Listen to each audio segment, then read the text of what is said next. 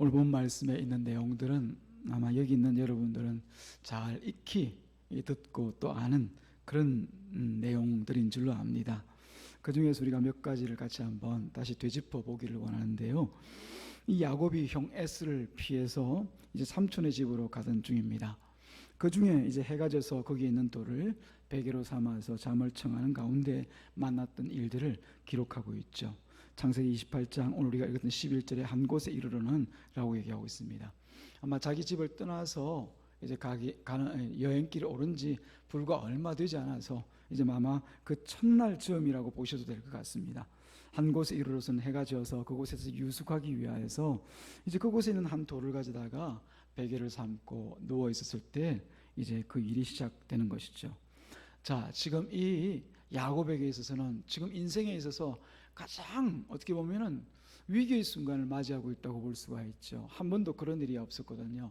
70세 수년을 이제 자기 아버지와 어머니와 함께 또 뭐 형 에스와 함께 한 가족을 이루면서 살아왔던 그런 이제 이 야곱입니다. 근데 정든 고향인 그 브엘사바를 이제 떠나게 되었습니다.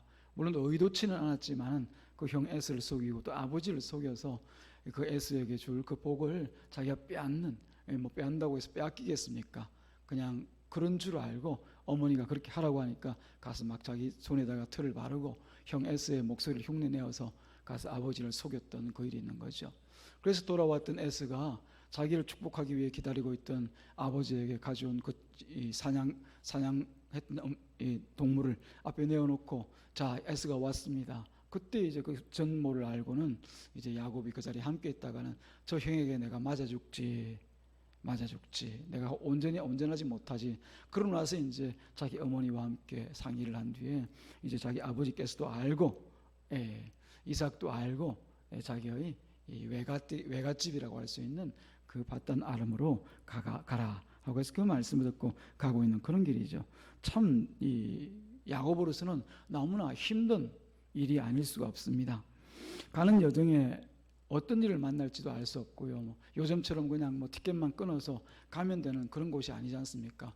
처음 초행길에 얘기만 듣고 가는 그 길입니다. 물어 가야 되는 길입니다. 그것을 가다 보면 어떤 일들을 만날지도 모르고 또 자신이 어떤 일들을 감당해내야 될지도 전혀 예상과 상상도 할 수 없습니다. 그런 길을 이제 가게 하시는 거죠. 이 가는 여정 중에서 오늘 우리가 본 것처럼 한 곳, 여기는 베델입니다. 베델. 하나님의 집이라고 지칭되어지는 그 베델입니다. 그 베델이라는 곳에 이르게 되어지는데 그 자리에서 늦게 되어지니까 이제 밤길을 갈 수가 없잖아요. 요즘 것 같지 않으니까. 그래서 돌 하나를 가져와 가지고는 자기 베개 삼아서 이제 베고 누워서 잠을 청하는 그런 시간입니다. 자, 여기서 우리가 그냥 지나칠 수도 있지만 돌 베개라고 하는 이 야곱과 함께하였던 돌 베개라고 하는 이게 뭘 의미하는가라고 하는 것을 다시 한번 생각해 볼 수 있어야 될 것 같습니다. 베개는 우리가 잘 아는 것처럼 머리에 베고 잠을 청하는 것이죠. 머리를 대야 됩니다. 무릎에 대고 베개를 무릎에 깔고 자는 사람은 없죠. 무릎이 안 좋은 분들은 또 이렇게 무릎을 높이기 위해서 그렇게도 하지만 베개는 오직 머리를 이렇게 개고 편안하게 자기 위해서 개는 것이 바로 베개입니다. 또 이 한편으로는 이 베개를 이제 이 머리를 대고 있으면 잠이 오잖아요. 굳이 또 꼭 베개를 안 베더라도 밥 먹고 나면 또 편히 또 주무시는 분도 계시지만은 이 자리는 그런 분은 안 계시겠지만 그런 베개는 안식을 의미하기도 합니다. 베개를 머리에 이렇게 탁 괴고 있으면 저절로 잠이 오는 거죠.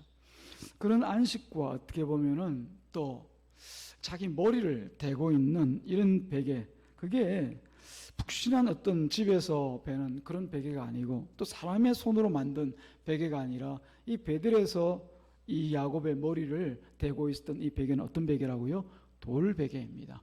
그 돌을 어디서 미리 준비해 왔을까요? 아니, 오늘 성경에 보니까 거기에 있는 그 자리에 있는 그 돌을 한 가닥 가져와 가지고 머리에 베었다 그렇게 되어져 있잖아요. 자, 그러면 우리는 그냥 있던 돌이다라고 생각하고 넘어가기 쉬운데 그 자리에 누가 그 돌을 가져 놓았을까라는 것을 한번 생각해 볼 필요가 있습니다. 누가 그 베델에 있는 야곱이 잠을 청하고자 했던 그 자리에 그 돌을 가져다 놓아서 이 야곱이 자기 머리를 베고 잘 수 있게 하였는가라고 하는 거죠. 어쩌면 그냥 쉽게 지나갈 수도 있겠지만은 우리가 생각해 보면 그 모든 것들이 하나님께서 인도하시는 길이라는 것을 알 때, 하나님께서 그 돌마저도 이 야곱이 배라고 그 자리에 대령시켜 놓았구나라고 하는 것을 알 수가 있죠. 근데 단순히 잠을 잘 자도록, 이 야곱이 피곤하니까 잠 잘 자도록 그 베개를 돌을 가져다 놓은 것이 아니었습니다. 하나님께서 바로 이 돌베개를 통하여서 하나님께서 의도하신 바는 다른 것이 아니라, 이제 야곱이 그 머리를 어디에 의지해야 되는가라고 하는 것을 다시 한번 생각하게 만들고 있는 거죠. 비록 야곱 자신은 몰랐을지라도 지금 우리들에게는 다시 한번 생각할 수 있는 여지를 주고 있는 것이 바로 이 돌베개입니다. 야곱이 지금까지 어디에 머리를 두고 살았습니까? 자신의 꾀와 자신의 지혜, 지식에 있었죠. 세상 살아가는 그 요령과 자기 꾀에 모든 머리를 쓰는데, 세상 속된 말로 그런 얘기하지 않습니까? 뭐라고 얘기합니다. 그걸 막 그냥 머릿속에서 매일매일 생각하면서 어떻게 하면 내가 어머니의 사랑을 더 받지, 어떻게 하면 아버지의 사랑을 더 받아서 내가 좀 더 편하게 살아볼까, 또 형 S를 내가 제치고 더 큰 복을 누리면서 살아갈까, 그런 것으로 머리 가득 차 있던 그런 머리였습니다. 그런데 지금 이 돌베개를, 하나님께서 주신 돌로 만든 베개를 자기가 벨 때는 이제 그 머리가 아니라 누구로 인하여서 살아가게 될 것을 말씀하고 있습니까? 바로 하나님이시라는 거죠. 그 머리를 괴고 있는 바로 이 돌베개를 주신 하나님께서 그의 머리가 되셔서 그 인생을 이끌어 나가실 것이다라고 하는 것을 이제 말씀하고 또 깨닫게 하시는 겁니다. 또 돌을 베면 잘 잔다면서요. 베개를 베면 잘 잔다면서요. 역시 안식도 마찬가지입니다. 이 야곱이 지금 쫓겨서 바단 아람까지 가게 된 것은 자기 안식, 자기 평화, 자기 어떻게 보면 행복을 찾기 위해서 일을 벌이다가 지금 가게 된 것이거든요. 자기를 위해서입니다. 어머니를 위해서도 아니고 아버지를 위해서도 아니고 그 형 에스를 위해서는 더더욱이 아니고 자기 자신의 행복을 찾기 위해서, 얻기 위해서 자기 형까지 속이고 아버지까지 속이면서 그 복을 자기가 찾아 누리기 위해서 그 복 달라, 그 복 내 복 되게 해주라, 그렇게 하고 지금 그 일을 하다 가는 거죠. 근데 진정한 안식과 그 복이 누구에게 있다는 겁니까? 돌베개를 마련해 주신 그 하나님께 있다라고 하는 것을 알게 만들어 주시는 장면이 아닐까 합니다. 사랑하는 여러분, 우리도 그렇습니다. 우리 머리로 뭔가를 하려고 할 때가 많이 있죠. 그래서 세상을 살 때 보면 많이 부딪힙니다. 왜냐하면 다들 머리가 뛰어나다 보니까 서로 그 머리를 가지고 싸우다 보니까 박 터진다는 얘기를 하죠, 그죠? 그야말로 서로가 싸우다 보면 서로가 터져버리는 거예요. 그건 세상 사람들이 살아가는 그런 법칙입니다. 서로 머리를 그냥 부딪혀가면서 마치 순염소들이 싸우는 것처럼 막 그냥 힘 있는 놈이 와서 그냥 먼저 받고, 그리고 힘 없는 것도 내가 그래도 질세라 와서 다시 한번 되받고 하면서 머리가 다 터져서 결국은 둘 다 죽는 그런 모양이지요. 그러나 하나님께서 택하신 이 야곱, 하나님의 백성의 조상이 되어줄 이 야곱은 결코 그런 모양으로 살아서는 안 될 것을 말씀하고 계십니다. 바로 그 머리를 인도하시는 하나님의 인도를 바라고 하나님의 뜻을 구하여 살아가는 그런 인생을 살아가야 되는 것이죠. 또 행복을 구하기 위해서 우리가 오전 시간에도 같이 나누었지만은 세상에 있는 것들을 온갖 끌고 와서 그곳에 행복이 있나 없나 날마다 그거 찾아다닙니다. 그러다 보니까 먹을 것이 없어서 배고픔이 아니요, 또 마실 것이 없어서 가람이 아니라 여호와 하나님의 말씀이 없어서 기갈하다.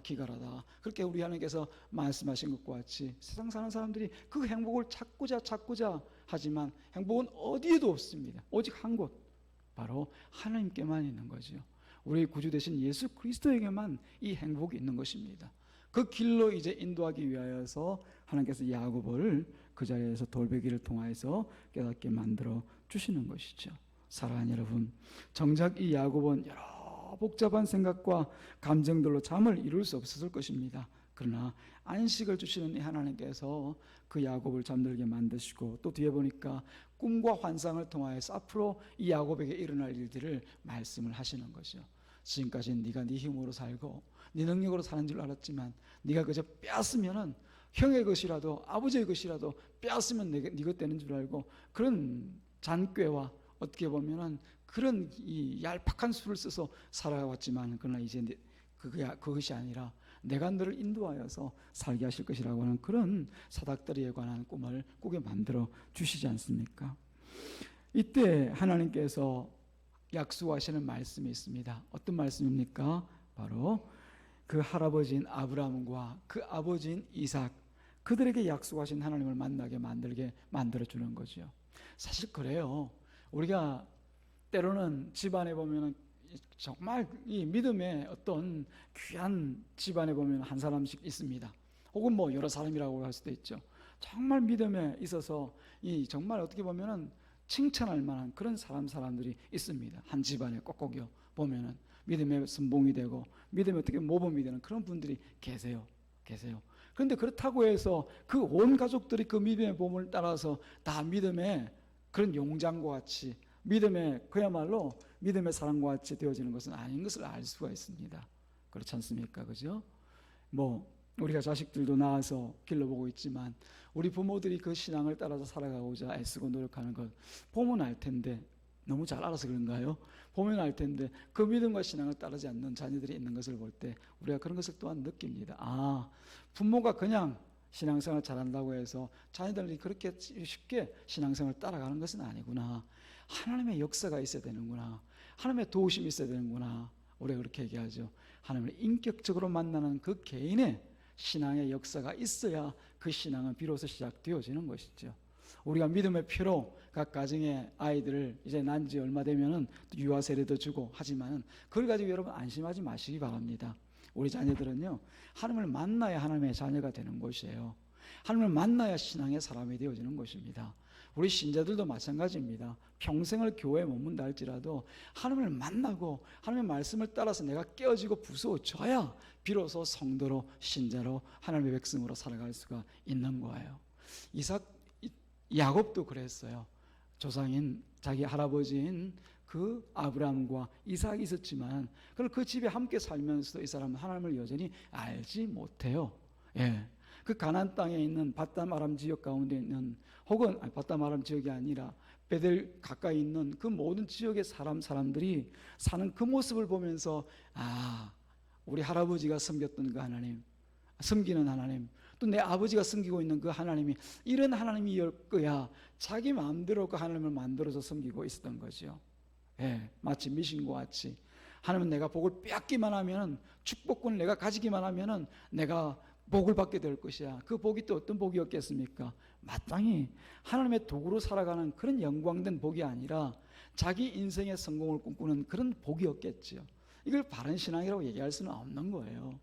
그 아버지 이삭이 아무리 하나님 잘 믿으라, 하나님 믿어야 네가 산다 그렇게 얘기했고, 내가 하나님을 만날 때 이런 하나님을 만났고, 내 할아버지 아브라함이 하나님을 만날 때 이런 하나님을 만났다라고 얘기해도 그가 진정 하나님을 만나지 못하니까 그 믿음과 신앙의 삶이 바로가지를 못하고 있었던 거예요. 그래서 비로소 이제 하나님께서 일하실 타임입니다.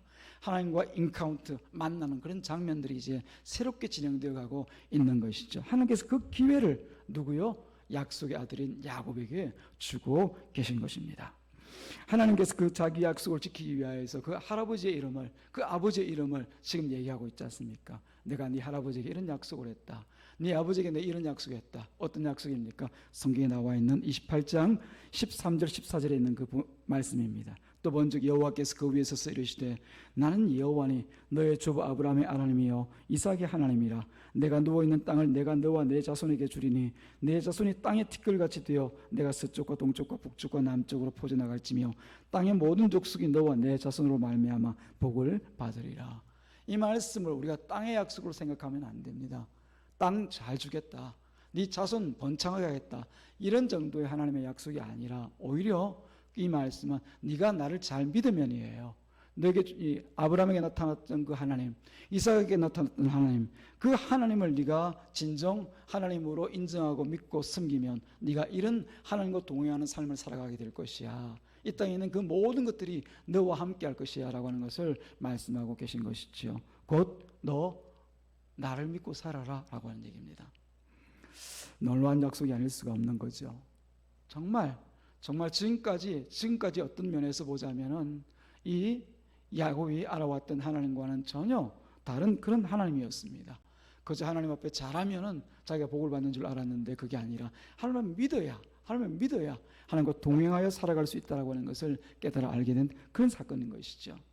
그때 이제 하나님께서 15절 말씀에 이런 약속을 주십니다. 이제 너를 이곳에서 떠나 보내게 하시는 분이 하나님이시라고 하는 것을 다시 밝히시면서 15절 말씀은 같이 읽어보겠습니다. 15절 시작.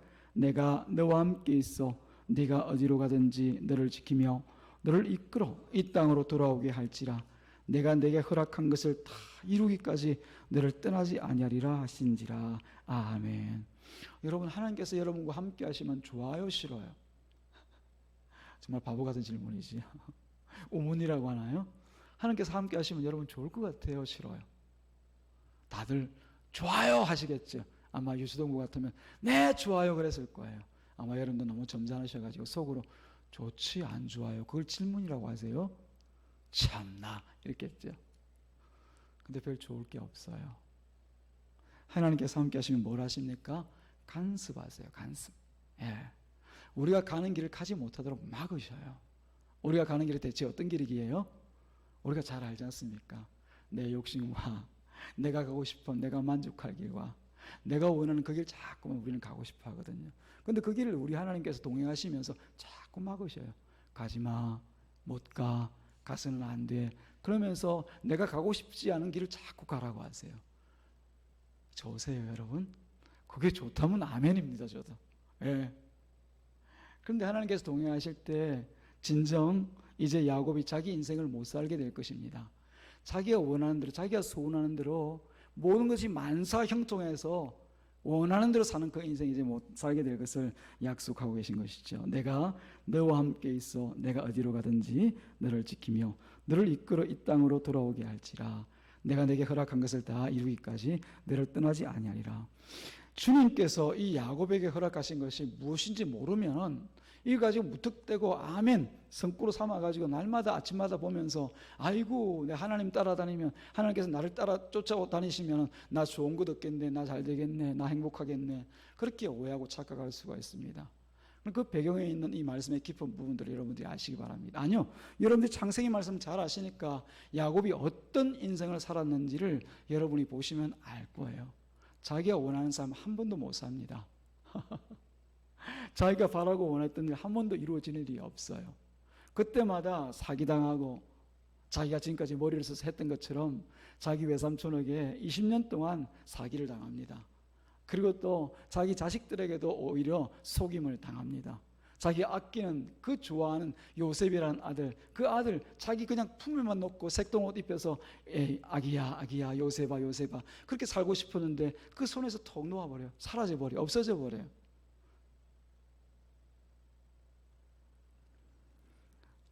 자기 귀한 딸도 마찬가지로 금이야 옥이야 집에서 그냥 곱게만 키우고 싶었는데 나가서 보니까 이방 족속들에게 몹쓸 일을 당하고 말아요.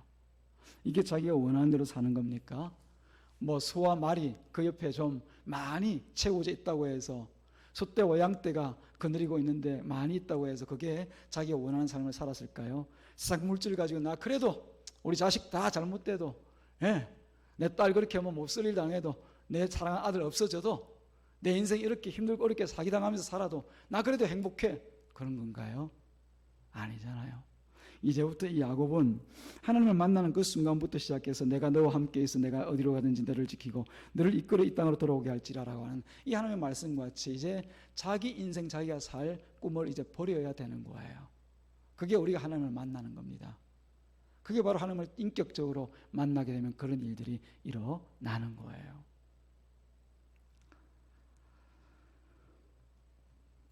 하나님께서는 자신의 약속을 반드시 이루시는 분입니다. 우리처럼 그냥 하다가 안 되면 그만두고 하다가 안 되면 낙심하고 하다가 안 되면 에이 집어쳐 그러고 마는 그런 분이 아니라 끝까지 자신의 약속을 반드시 이루시는 분이십니다. 아브라함에게 하신 그 믿음의 약속, 그리고 이삭에게 하신 그 믿음의 약속, 이 아브라함과 이삭의 삶을 그처럼 괴롭혀가면서 그처럼 그 두 사람의 이 아브라함과 이삭의 삶을 그렇게 앞에서 막으시고 왼쪽에서 막으시고 오른쪽에서 막으시고 뒤에서 치시면서 그 믿음의 길로 가게 만드시더란 말입니다. 그 약속은 언제나 하나님께서 이루실 것이 분명합니다. 그래서 저와 여러분들이 하나님으로부터 분명히 부름을 받고 또 하나님의 뜻 가운데 신자로 하나님의 자녀로 부름을 받은 인생이라고 하면은 우리 눈앞에 우리 뜻대로 될 것이 없음을 아시기 바랍니다. 우리 생각과 우리의 의지와 우리의 지혜와 우리가 한번 해보자, 우리가 바벨탑 한번 쌓아보자 하는 이 일들 다 하나님께서 무너뜨릴 것을 여러분들이 미리 예상하시기를 바랍니다. 그래야 우리가 하나님의 자녀예요. 그냥 하는 대로 다 잘 되고 내가 원하는 대로 내가 바라는 대로 할렐루야 그렇게 살아가는 것은 하나님께서 버리신 자들이에요. 징계가 없으면 친자녀가 아니라고 말씀하셨어요. 그 징계는 우리의 삶이 우리 뜻대로 되지 않는 것을 말씀하시는 거예요. 그렇게 하기 위해서 먼저 하나님께서 하시는 일이 있겠죠. 어떤 일을 하십니까? 바로 하나님께서 야곱의 하나님이 되시는 거예요. 뭐 벌써 되셨지만 야곱이 그것을 깨달아 알게 만드시는 것이죠. 그래서 이기적이고 자기중심적이고 아직 하나님을 알지 못하는 그 야곱에게 길을 떠나게 하시는 겁니다.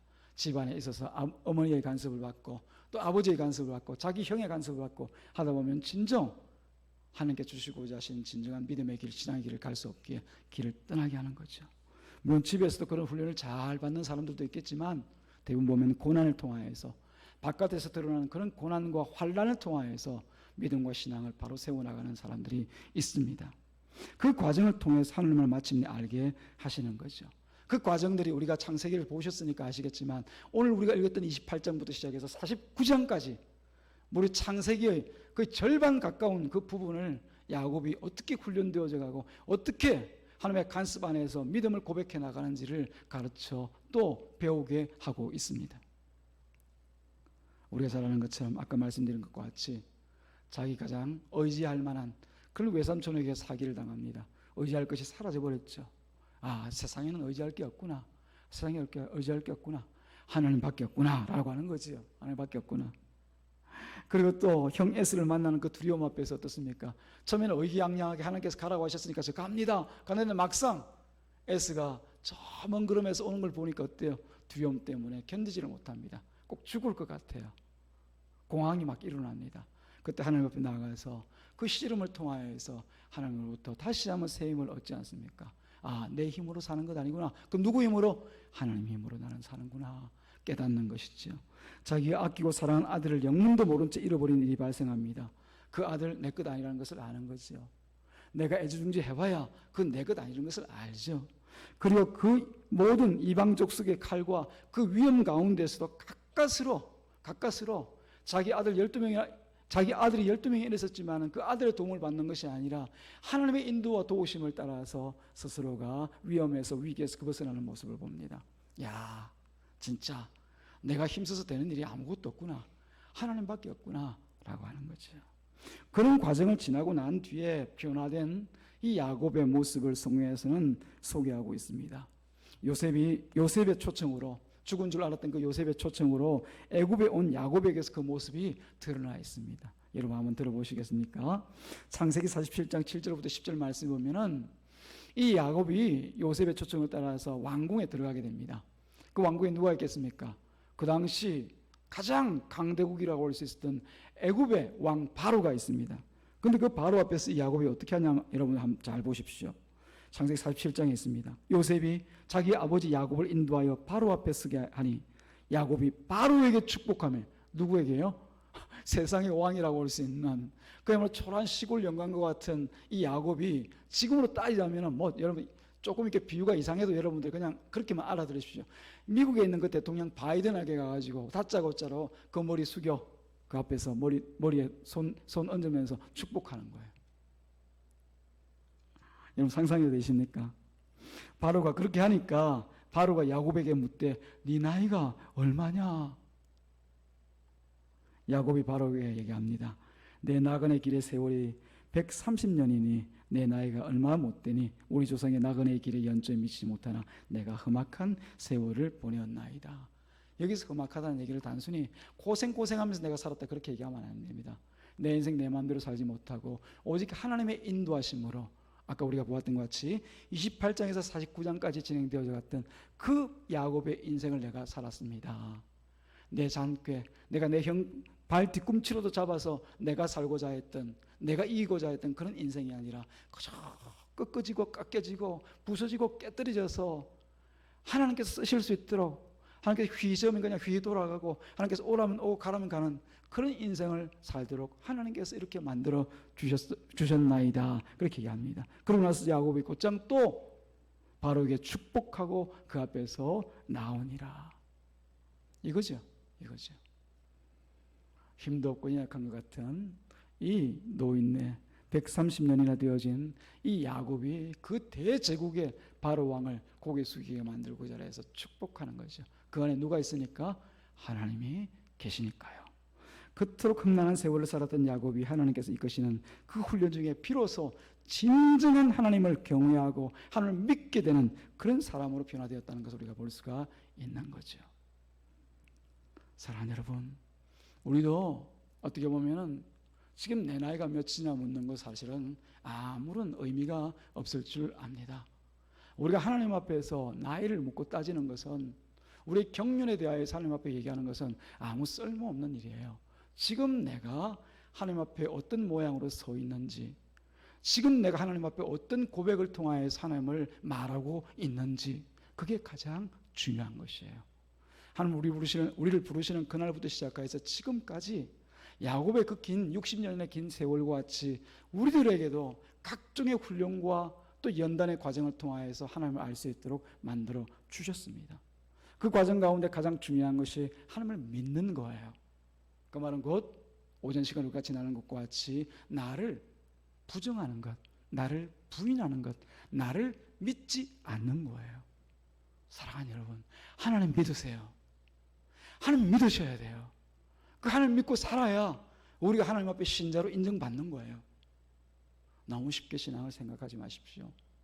이 신앙이 그냥 가다 보면 되는 것이고, 이 야곱과 같이 그 마지막만 보면은 하나님 앞에 구원받는 건 맞습니다. 그럼 지나는 그 세월을 보게 되어지면 얼마나 많은 갈등과 자신의 속이 썩는, 속이 자신의 썩어내리는 그런 일들이 많았겠습니까? 내 뜻대로 안 되는구나, 하나님의 뜻대로 되는구나 라고 하면서 자기를 포기하고 자기를 내려놓고 자기를 부인하고 하나님만 바라보게 되는 거예요. 사랑하는 여러분, 우리 교회가 그런 교회가 되기를 주님의 이름으로 축복합니다. 우리에게 세상적인 가치로 가난하다, 부하다, 많다, 적다, 그런 것들은 교회 가운데 얘기되어져서 되는 게 아닙니다. 우리는 오직 하나님을 믿느냐, 믿지 않느냐, 하나님 말씀을 따라 순종하느냐, 순종하지 않느냐, 이 두 가지로만 우리가 하나님 앞에 교회로 판명이 될 뿐입니다. 오늘 말씀이 여러분들에게 깊은 울림이 있기를 주님의 이름으로 축복합니다. 기도합니다. 하나님 아버지 감사합니다. 오늘 주님께서 이 오후 시간에 창세기 28장 11절부터 15절 말씀을 통하여서 다시 한번 신실하신 그 하나님의 약속을 돌아보는 시간을 가지게 하신 것을 감사합니다. 그 약속 가운데 우리가 있으므로 더욱 하나님을 믿는 이 믿음의 자리에서 흔들리지 아니하고 주님 앞에 깨어지고 무너지고 또 우리 속에 있는 것들 다 내려놓더라도 주님만 믿는 그 믿음 안에서 살아갈 수 있도록, 그 믿음의 길을 찾아갈 수 있도록 우리를 붙들어 주옵소서. 예수님의 이름으로 기도드리옵나이다. 아멘.